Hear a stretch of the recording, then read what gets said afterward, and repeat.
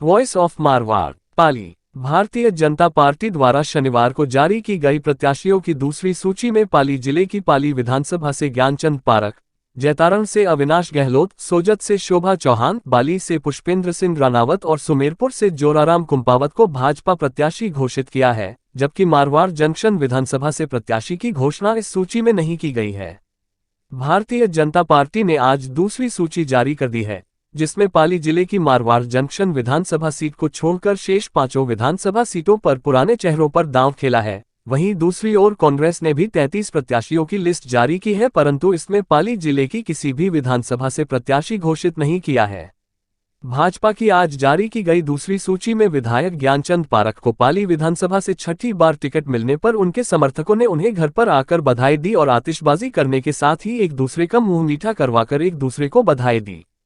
पाली से छठी बार टिकट मिलने पर ज्ञानचंद पारख ने वॉइस ऑफ मारवाड़ के साथ बातचीत में कहा कि प्राथमिकता पानी की पर्याप्त उपलब्ध कराने रहेगी, चाहे जोधपुर से पाइपलाइन के जरिए हो और एक जबई पुनर्भरण, ये दोनों काम मैं पहली प्राथमिकता में करूंगा।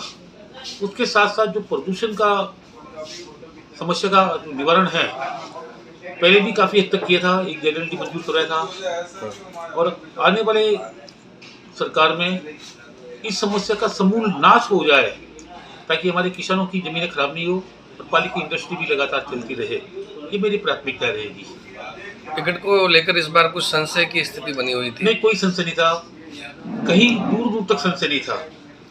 अनावश्यक ही कुछ लोग अपना नाम उछाले थे, लेकिन मुझे कहीं संशय नहीं था। और आपको पता है कि मैं 3 महीने से पाली में बैठा हूँ। मैं न कभी जयपुर गया, न कभी किसी हमारे पदाधिकारी से कहीं मुझे अविश्वास हुआ इसलिए मिलने गया, न मैं कहीं दिल्ली गया।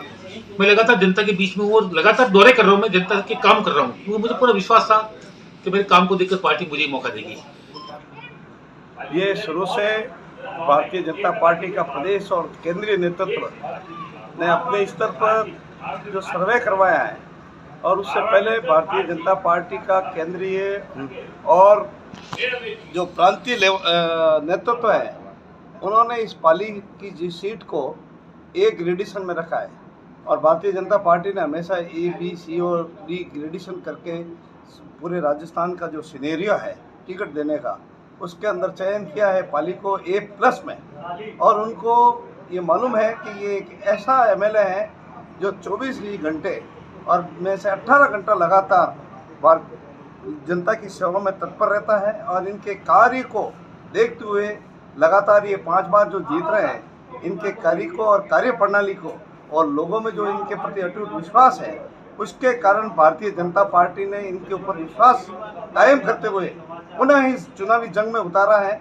और सभी कार्यकर्ताओं में एक बात विशेष रूप से थी कि भारतीय जनता पार्टी जिसके ऊपर उम्मीदवारी की मोहर लगाएगी, हम सभी लोग उनके साथ में रहेंगे। उसके अलावा जैसे पिछले इतने सालों में जिस प्रकार से कार्यकर्ताओं का बहुत नज़दीक से जुड़ाव रहा है, जिन संकटों के समय में भाई साहब हर समय तैयार रहे और सबके मुंह पे एक ही बात थी कि ये ATM है, एनी टाइम मदद के ATM के रूप में इनको माना जाता है। तो सबके मन में ये भी भावना थी कि भाई साहब को अगर टिकट मिलेगा तो और अधिक वोटों से हम लोग विजय प्राप्त करेंगे और सभी के चेहरों पर मुस्कान भी बहुत अच्छे तरीके से अपन देख पाए। जैसे टिकट की घोषणा हुई, सभी के अंदर डबल उत्साह के साथ में सारे लोगों का तांता लगा हुआ है भाई साहब को शुभकामनाओं देने के लिए।